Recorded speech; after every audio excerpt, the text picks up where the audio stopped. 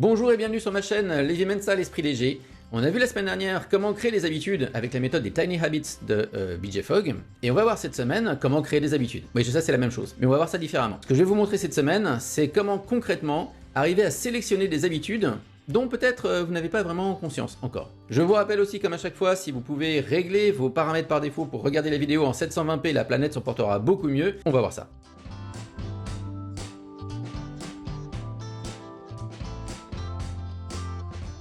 Donc la semaine passée, on a vu la méthode des micro-comportements de BJ Fogg, les Tiny Habits, et on a vu que finalement pour créer une habitude, il fallait que c'est à la forme après que, tadadam, tadadam, on a parlé des séquences de fonctionnement du cerveau, etc. Ce que je voulais vous montrer cette semaine, puisque celle de la semaine dernière apparemment vous a plu, c'est comment on va concrètement choisir les habitudes qu'on va mettre en place. Alors pourquoi je dis ça? Je dis ça parce que ça m'arrive très souvent de voir, notamment dans les formations, même parfois en coaching, des gens qui vont arriver en me disant j'aimerais bien installer telle habitude, et quand je fouille un peu, en vrai, ils n'ont pas vraiment envie d'installer cette habitude-là. C'est-à-dire qu'ils se disent que ça serait bien que, mais c'est plus une injonction de l'extérieur, parce qu'ils voient par exemple que toutes les personnes autour d'elles se mettent à courir, ils se disent tiens, moi aussi j'aimerais bien courir. Mais en vrai, si on regarde bien au fond, les gens ils n'ont pas envie de courir. Cette personne-là, elle n'a pas envie de ça. Ce qui va être intéressant ici, c'est d'aller chercher qu'est-ce qu'il y a derrière. C'est qu'est-ce que je cherche vraiment à faire en mettant cette habitude-là en place. Parce qu'on va voir que cette habitude-là, finalement, c'est une stratégie. Alors, on va faire ça comment ? On va utiliser le petit nuage de nos désirs. Ça ressemble à quoi ce petit nuage-là? Voilà, on va imaginer comme ça qu'il y a un nuage des choses. Et mettons que par exemple je sois quelqu'un qui se dit moi je vais courir, j'ai envie de courir 25 minutes par jour. Donc ce que je vous invite à faire, c'est prendre une feuille, et puis vous pouvez, si vous voulez, dessiner un petit nuage si vous avez envie. Hop, et vous allez mettre courir 25 minutes comme ça. Courir 25 minutes par jour. Ça, c'est l'habitude que vous avez envie de mettre en place. Ok. Et ce que je vous invite à faire dans un premier temps, cette habitude-là, vous allez la prendre et vous allez la mettre là, sur une petite branche du nuage, comme ça, 25 minutes par jour. Parce que en vrai, courir 25 minutes par jour, comme j'ai dit juste avant, c'est une stratégie. Vous avez pensé à ça pour atteindre un résultat. Mais quel résultat en vrai? C'est quoi? Qu'est-ce que vous essayez vraiment de faire? Est-ce que vous essayez d'être en forme? Est-ce que vous essayez d'avoir un super cardio? Est-ce que vous essayez, je sais pas moi, de préparer un marathon, etc. Parce que le désir profond va pas forcément être le même, et on va voir que ça peut jouer. Donc mettons que par exemple je me dise, après réflexion, en vrai ce que j'aimerais c'est vraiment n'avoir aucun problème cardio, par exemple, être sûr que quand je monte un escalier je suis pas essoufflé en haut, etc. etc. Et donc ça c'est ce que je cherche vraiment à atteindre. Okay, et ce truc là, hop, je vais reprendre un autre post-it, pourquoi pas, je peux même changer la couleur du post-it, ça va être plus sympa. Et je vais mettre avoir un super cardio, parce que c'est ça que je cherche à faire. Ok. Et il se trouve que courir 25 minutes par jour, c'est juste une stratégie qui permet d'avoir ça. Et donc là maintenant, vous me voyez peut-être venir, ce que je vais vous inviter à faire, c'est à aller chercher d'autres stratégies qui, d'après vous, permettent d'atteindre le même résultat. Alors, on pourrait avoir courir 25 minutes par jour, on pourrait dire, mais finalement, qu'est-ce qui marche bien en cardio aussi? Je sais que nager, ça marche bien, donc je sais pas, peut-être nager une demi-heure ou 20 minutes, j'en sais rien. Nager une demi-heure tous les 2 jours, peut-être que ça marche. Je mets des trucs un peu au hasard, je ne suis pas sportif du tout, il faudra demander à des gens très compétents comme ça, qui vous diront beaucoup mieux que moi. Donc on pourrait dire, il y a ça. On pourrait aussi avoir une stratégie manger sans gras. Hop, pour peu que ça marche aussi, j'en sais rien, j'invente encore une fois. Ça pourrait être ça. On pourrait encore une trouver, je sais pas, qu'est-ce qu'on pourrait avoir encore à votre avis? Donnez-moi des idées là. Des pompes. Les pompes, ça fait le cardio ça? Ouais. Pourquoi pas, encore une fois, vous irez demander à Thibaut InShape si vous avez envie, mais moi on va mettre des pompes ici, hop. Je ne sais pas si les pompes, ça fait du bien au cardio, mais on va dire que oui pour l'exemple. Ok. Et donc, vous allez en faire comme ça plusieurs, d'accord? Je vous invite à en mettre le plus possible, d'accord? Le plus grand nombre de stratégies possible. Ce qui est important ici, c'est imaginer que vous conseillez ça à quelqu'un. Quelqu'un qui vous dit « Ah, j'aimerais bien avoir un super cardio, t'as pas des idées ?» Et vous lui balancez tout un tas d'idées. Okay, l'idée, c'est pas de vous dire pour le moment est-ce que c'est un truc que j'ai envie de faire ou pas moi, d'accord? C'est plus dire dans l'optique d'avoir un super cardio, qu'est-ce que je peux imaginer qui fonctionne. Et donc vous allez vous retrouver comme ça avec pas mal de petits post-it. Donc ça c'était la première phase, la phase du nuage. Et en fait ce post-it orange là, il est là pour vous montrer ce que vous essayez vraiment de faire. Une fois qu'on aura fait tout ça, on va passer à la deuxième partie. Et la deuxième partie, ça va être de rassembler tous ces post-it là, les petits, hein, pas celui du milieu, mais tous les autres. Ok. On va les rassembler et on va passer à côté et on va les remettre dans la matrice. C'est-à-dire que pour le moment, on va juste aller, tiens, il m'en manque un. Hop, je retourne le prendre. Qu'est-ce qui me manque? Les pompes. Voilà, bien là, toi, il n'y a pas de raison. Voilà, on va tous les prendre pour le moment de manière un peu indifférenciée comme ça. Et là, maintenant, on va les répartir sur cette matrice-là. Et je vous demande de faire attention vraiment à la manière dont on va faire. C'est tout simple, mais il faut le faire dans le bon ordre et il faut arriver à s'astreindre à garder cet ordre-là, surtout une fois que vous connaîtrez la matrice. Parce que là, si vous la découvrez, ça va être plus facile. Si vous la connaissez déjà, ça va être vraiment un petit effort à un moment. Donc l'idée, ça va être de faire uniquement un classement vertical pour le moment. Ok, vertical comment? Bah, tout en haut, c'est les comportements qui sont très efficaces pour m'aider à atteindre l'objectif, donc d'avoir un cardio en béton.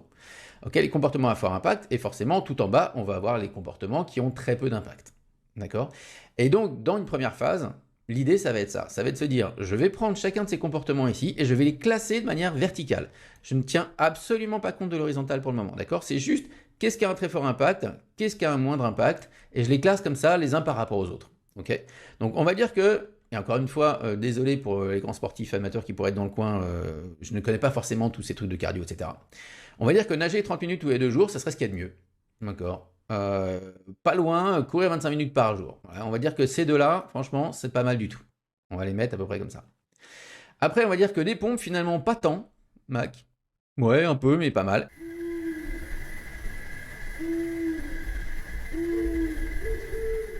Et que manger sans gras a pas tellement d'impact. Je soupçonne que manger sans gras a plus d'impact que ça. Vous me direz en commentaire si vous avez envie. Mais bon, pour le moment, on va les ranger comme ça. Ok. Et une fois qu'on a fait ce rangement-là, maintenant, on peut aller chercher le rangement horizontal. Et l'horizontal, il se lit comment? Bah, le côté gauche, c'est non, je peux pas du tout m'engager à faire ça. Je me vois pas du tout le faire. Je peux pas m'engager à le faire. C'est pas moi, quoi. C'est juste pas moi. Et tout à droite, au contraire, nos problèmes, je me vois très bien faire ça, aucun problème, je peux m'engager à faire ça avec le sourire tous les jours. Et maintenant, sans toucher du tout à la verticale, on va faire ce classement horizontal. Ok, donc on ne touche plus à la verticale, on n'a plus le droit de toucher. Et on va dire, bah, nager tous les 2 jours, 30 minutes, ah, je me vois, est-ce que je me vois faire ça? Wouf, mettons, pourquoi pas. Ok. Courir 25 minutes par jour, ah, ça, je me vois bien faire ça. D'accord, ça a pas mal d'impact. Encore une fois, je touche pas du tout à la verticale, je fais vraiment que de l'horizontale. Les pompes, alors c'est pas du tout mon truc. Ok. Et manger sans gras, éventuellement, je pourrais le faire, on va dire. Ok. Et donc, vous voyez, vous répartissez comme ça toutes vos stratégies. Et ce qui va se passer, évidemment, vous l'aurez compris, c'est le carré d'or qui nous intéresse, c'est le carré qui est ici, hein, en haut à droite, c'est le carré des choses qui ont beaucoup d'impact et que je peux m'engager à faire. Parce que ça va être beaucoup plus facile de mettre ces habitudes-là en place. Donc si jamais vous êtes là-dedans, eh ben, vous pouvez vous apercevoir que finalement, bah, courir 25 minutes par jour, c'est un truc que je me vois bien faire et qui a pas mal d'impact. Mais ce qui a beaucoup d'impact, c'est de nager 30 minutes tous les 2 jours. Et je me vois aussi à peu près le faire. Donc là, c'est un peu à vous de décider. Est-ce que je préfère me mettre finalement sur nager? J'y avais pas pensé avant, mais maintenant, nager c'est pas mal. Il y a une piscine pas loin, elle est bien, elle est sympa, je me vois bien le faire ça. C'est tous les 2 jours, c'est pas tous les jours non plus. Intéressant. Ou au contraire, vous pourriez vous dire, bah non, finalement, 25 minutes par jour, c'est pas mal. Ok. Mais vous verrez que vous allez avoir des surprises parce que souvent, quand on fait ce travail-là et qu'on a pas mal de stratégies, on se retrouve avec des stratégies ici auxquelles on n'aurait pas pensé pour nous-mêmes. Et finalement, en les considérant bien, elles ont pas mal d'impact et on se voit bien les faire. Et donc, ça pourrait être intéressant. Et donc, finalement, les deux que je vais retenir, c'est ces deux-là.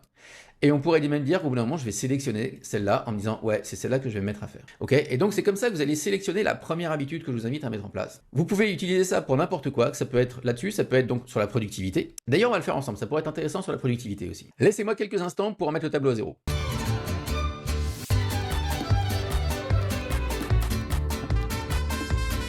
Voilà, donc on est de nouveau prêt, on va se choisir une habitude en rapport avec la productivité. Et pourquoi pas l'habitude par exemple de vider ses inbox à zéro. Donc je reprends mes petits post-it et je vais dire, bah tiens, moi j'aimerais bien vider mon inbox à zéro tous les jours.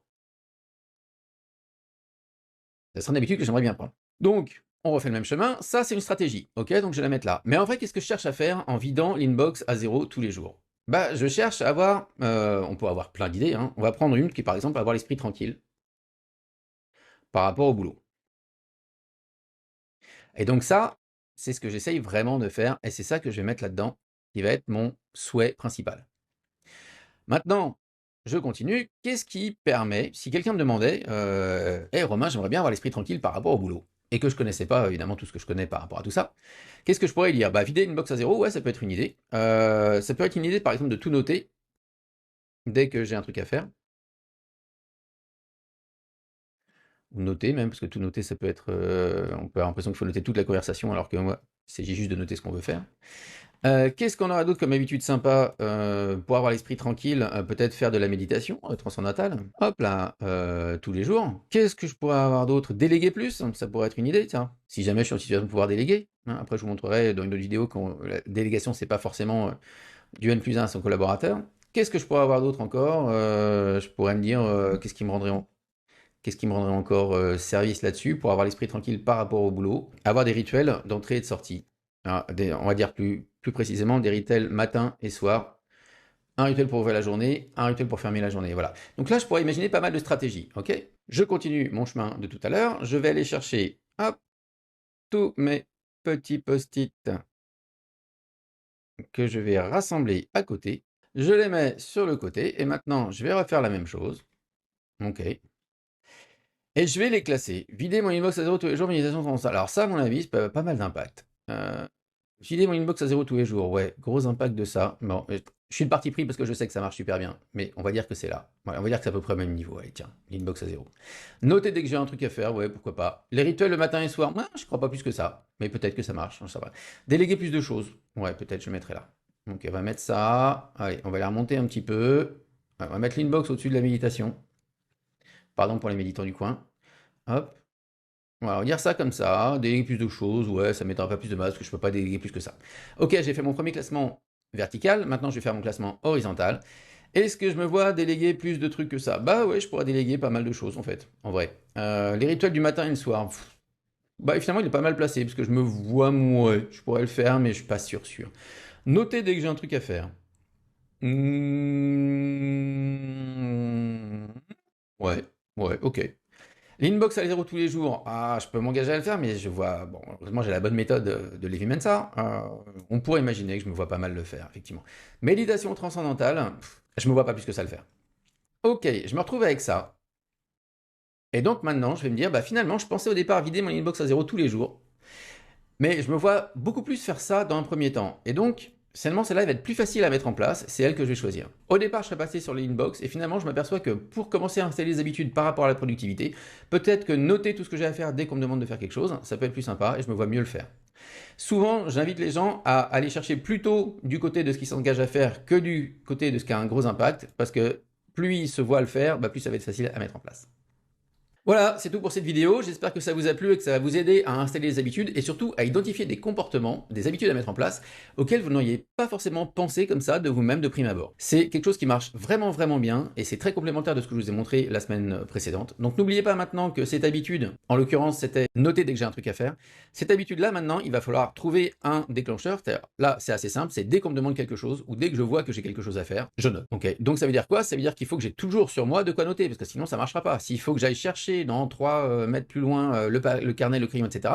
Ça ne marchera pas. Il faut toujours avoir sur soi de quoi noter. C'est tout pour aujourd'hui. Abonnez-vous pour ne rien rater des prochaines vidéos. Partagez ça au plus grand nombre. Je suis sûr que ça peut servir à pas mal de gens. Et je vous retrouve tout bientôt. Salut!